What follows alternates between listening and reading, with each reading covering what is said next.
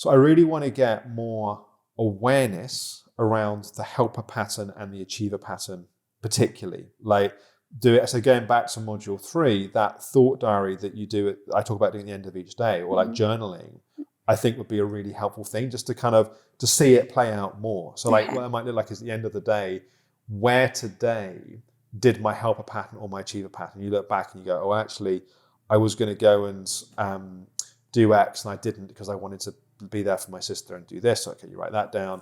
And then you notice that you were, I don't know, you were hungry after lunch and you were going to have pudding. And then it was like, oh, but I didn't go to the gym this morning, so I'm not like, so you just start to write those things down, because just the more awareness alone is often really helpful in taking some of the power out of the pattern. The second piece is then, particularly with the helper pattern, is the question to ask yourself is this really true? Or like, is this really how I want to set it up? So to take the example of you're going to go out and it's like, oh, but I don't want to let my mum down. And then it's like, is it really true that me going out is really going to hurt her in that way? And if the answer is yes, it's like, is that really the way that I want to live the rest of my life? That I can't be free to live the life that I want to because of my concern of the impact that it's going to have on my mum, for example. Yeah. How do you feel about doing that? Yeah.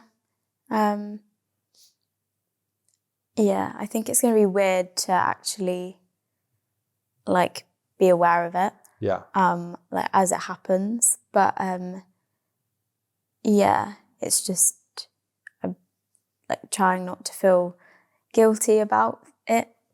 And if you do, that's okay, but write that down.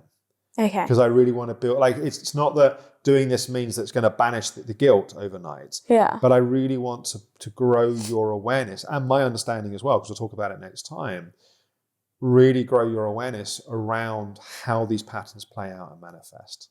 Because the more that we can see them, the more, like, so that there's a few different layers to the awareness. The first is just to recognize you do these patterns, which you do, because we're talking about it in an eloquent, clear way.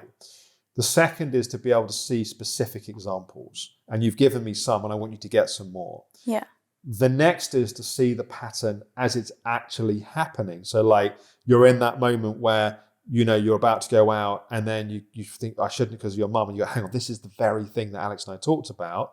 And then the final step is to be able to see it enough that you can actually make a different choice. So in that moment, rather than going, I'm not going to go out, you go, I can see the impulse to not go out because of this thing of my mum, but actually I'm checking and actually I really do want to go out, therefore I'm going to go out.